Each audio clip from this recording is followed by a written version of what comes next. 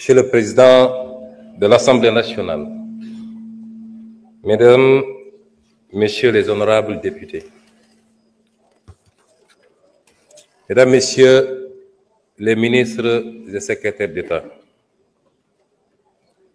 Mesdames, Messieurs les anciens présidents de l'Assemblée nationale, Mesdames, Messieurs les représentants des corps constitués de l'État, Sénégalaises et Sénégalais, chers compatriotes.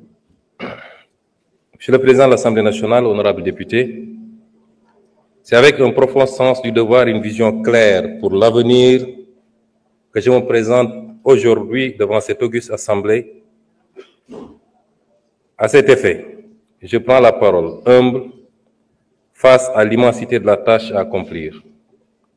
À travers votre institution, je partage avec les 18 millions de Sénégalaises et Sénégalais vivant dans les villes, dans les campagnes et de la diaspora, la politique générale du gouvernement pour les 5 prochaines années, adossée à une doctrine et des principes de rupture systémique pour les 25 prochaines années.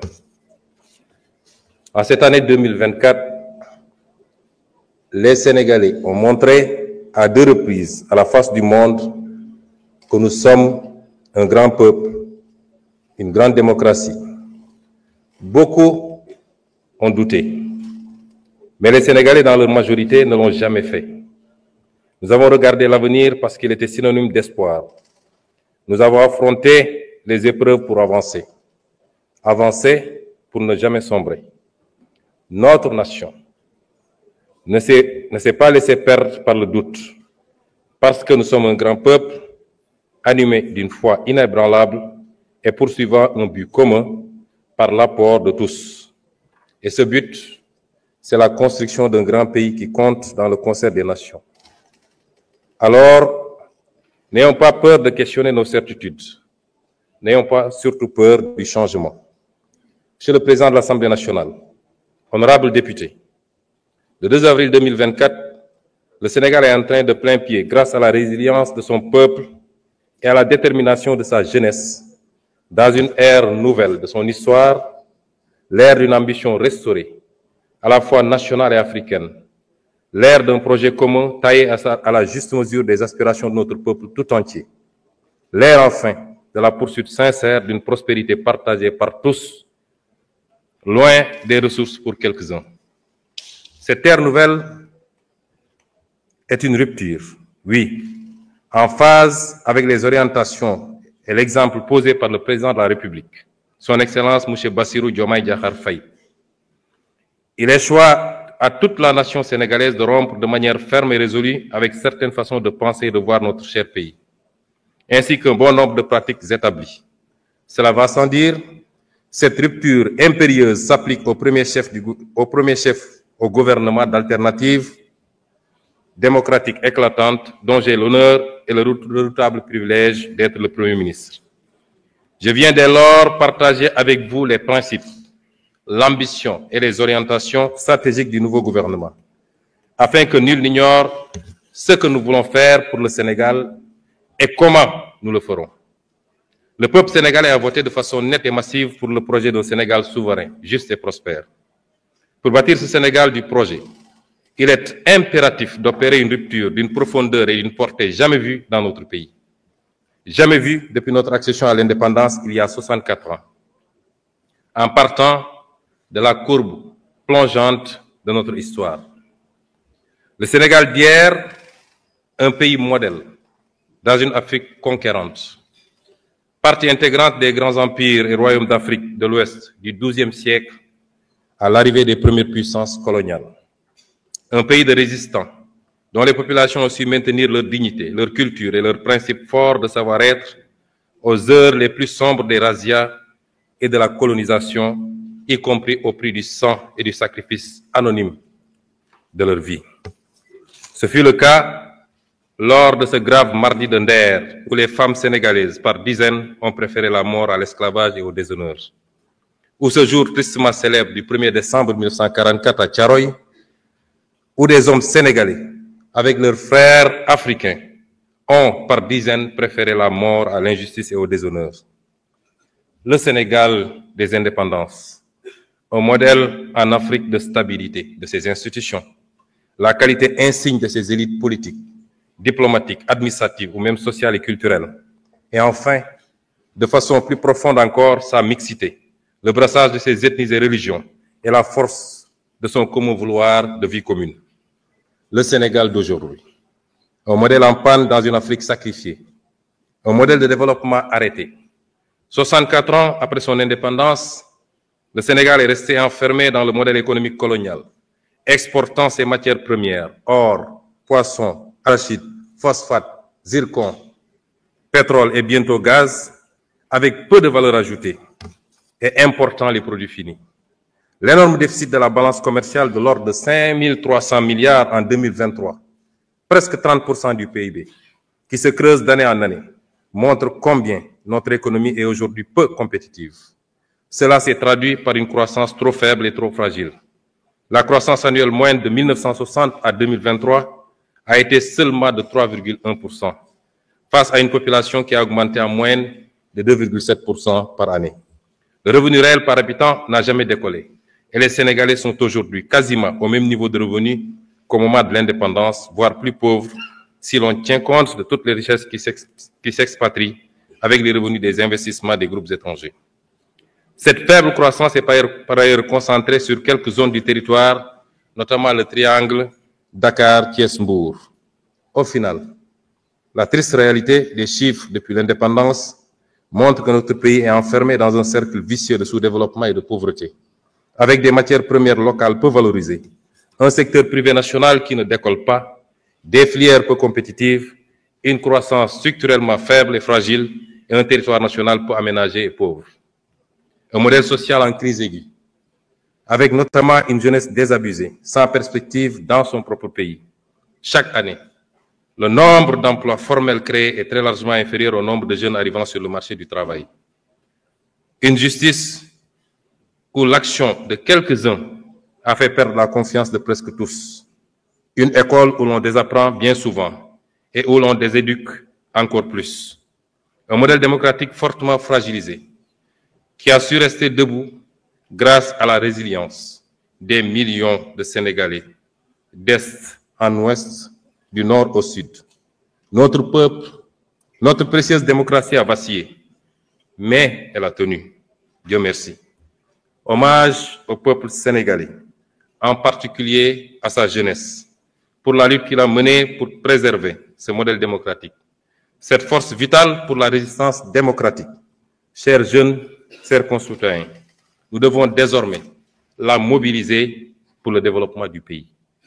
Toutes ces régressions que je viens d'énumérer de notre pays s'illustrent de la manière la plus dramatique dans la situation que nous avons héritée du régime sortant.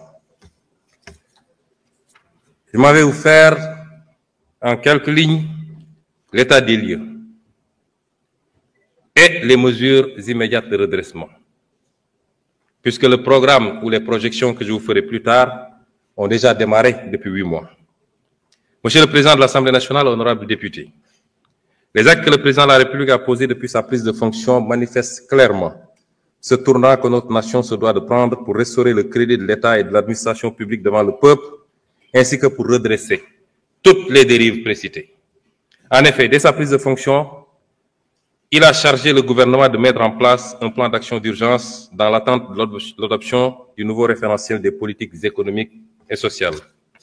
Dans ce cadre, le gouvernement a enregistré d'importantes réalisations au cours de ces 8 derniers mois qui ont balisé le chemin à la vision d'un Sénégal souverain, juste et prospère, ancré dans les valeurs fortes. Nous nous sommes tout d'abord attaqués à la mère des batailles, à savoir l'établissement de la situation de référence des finances publiques, de l'état des lieux des contrats au niveau des secteurs stratégiques et la reddition des comptes. Bref, un Sénégal juste plus que transparent et au meilleur standard de la bonne gouvernance. À cet égard, nous ne pouvions pas nous imaginer un seul instant que le mal était si profond. L'audit des finances publiques sur la période du 1er mars 2019 au 31 mars 2024 est à ce point particulièrement révélateur des dérives du précédent régime, avec notamment les niveaux du déficit budgétaire et de la dette publique minorés. Cette situation a eu notamment comme conséquence la suspension des financements attendus en 2024 du Fonds monétaire international et de la Banque mondiale et le gel du programme économique et financier appuyé par le FMI. C'est le lieu, une fois de plus, de rendre hommage au président de la République, qui a préféré sacrifier à cet exercice de transparence plutôt que de démarrer son magistère dans le mensonge. Il nous est également paru indispensable, dans l'environnement laxiste ayant prévalu durant le dernier régime, de procéder à la revue de tous les contrats signés dans les secteurs stratégiques, en vue de nous assurer de leur conformité à notre législation. Maximiser les retombées économiques et sociales pour notre pays et préserver les ressources pour les générations futures. Outre ces travaux, l'exigence de reddition des comptes a été étendue aux nombreux chantiers payés non achevés, les hôpitaux, les écoles et universités en construction, les maisons de la jeunesse, et j'en passe, aux soupçons de corruption, de surfacturation et de détournement de fonds dans des projets et sociétés d'État.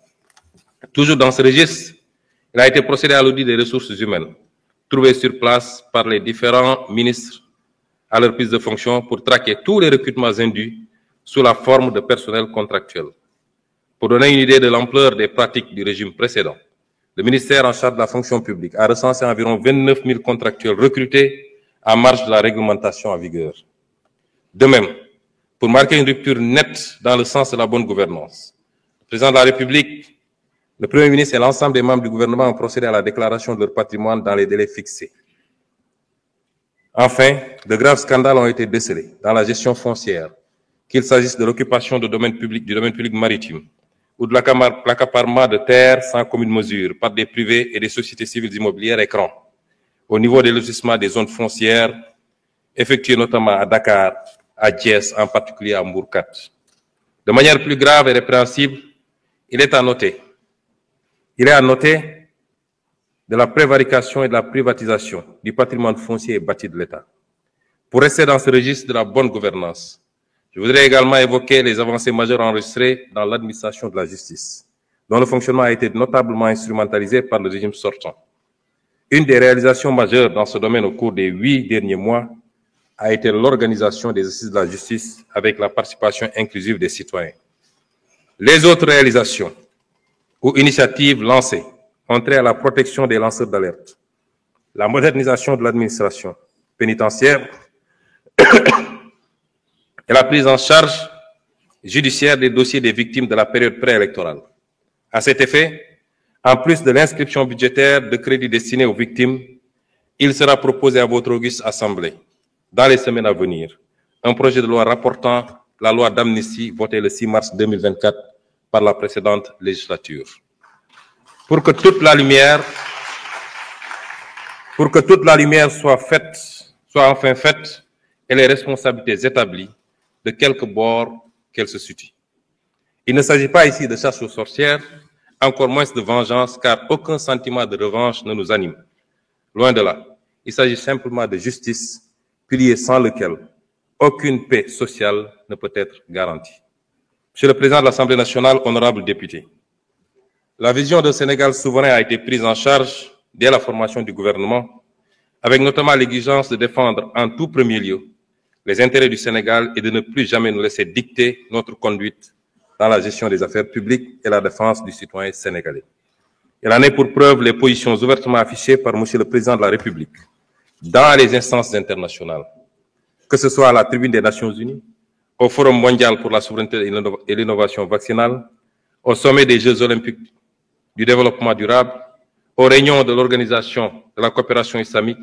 Nous militons pour un rééquilibrage de la gouvernance mondiale et le respect des valeurs universelles de paix et de droits de l'homme, en particulier la fin du génocide à Gaza et la reconnaissance des droits inaliénables du peuple palestinien. Au demeurant, au plan interne, la célébration du 80e anniversaire du massacre des tirailleurs sénégalais à Thiaroye, le 1er décembre 1944, a été l'occasion d'affirmer notre exigence de souveraineté dans le rétablissement des faits, tronqués, maquillés et cachés depuis 80 ans. Le non-renouvellement à l'expiration de son délai, le 17 novembre 2024, des accords de pêche qui lient le Sénégal et l'Union européenne marquent également notre volonté unilatérale de défendre les intérêts de notre pêche artisanale, de notre armement national et de notre industrie locale de pêche. Concernant la souveraineté monétaire de l'Union monétaire ouest-africaine, notre gouvernement a eu des échanges avec la BCEAO sur l'état et les perspectives de mise en œuvre de la réforme du franc CFA. S'agissant de la souveraineté en matière de défense, le président de la République a annoncé la fermeture prochaine des bases militaires étrangères au Sénégal. De toutes les bases militaires au Sénégal. Enfin, pour ce qui est de la politique étrangère du Sénégal, les nouvelles bases ont été jetées, à savoir le retour à l'orthodoxie dans la représentation diplomatique sénégalaise à l'étranger, avec l'accréditation de diplomates de carrière ainsi que le focus mis sur le renforcement des liens de coopération avec les pays africains. Monsieur le Président de l'Assemblée nationale, honorables députés, le renouveau du Sénégal au plan intérieur et extérieur ne peut réussir sans une administration publique efficace et dotée d'éthique et de déontologie, ainsi que des sociétés publiques et parapubliques régies par une stricte gouvernance financière. Cela a été martelé par le président de la République et suivi d'actions. À l'issue du premier Conseil des ministres, avec sa lettre du 8 avril 2024, transmise individuellement à chaque agent de l'État pour les inviter à la droiture, la probité et l'exemplarité, toujours au travers des principes du Jubal et du Jubbanti. Nous avons écouté et compris, Monsieur le Président de l'Assemblée nationale, honorables députés, la demande citoyenne pour une meilleure gouvernance du pays. Mais nous avons également accordé une priorité au cours des 8 derniers mois à la demande sociale des Sénégalais qui veulent une meilleure qualité de vie. À cet égard, nous nous sommes attaqués à la vie chère en mettant en place, dès le mois de juin 2024, dans un contexte de finances publiques en détresse, des mesures de réduction des prix de denrées de première nécessité. Concernant le coût du carburant et de l'électricité, les mesures utiles ont été prises pour le rétablissement de l'orthodoxie dans la passation des marchés d'approvisionnement en hydrocarbures et la diversification de leurs sources. S'agissant du cadre de vie des Sénégalais, notre gouvernement a eu engagé depuis le mois d'avril de fortes initiatives pour la gestion des inondations et les crues, pour le fonctionnement régulier du ramassage des ordures par l'appurement des arriérés,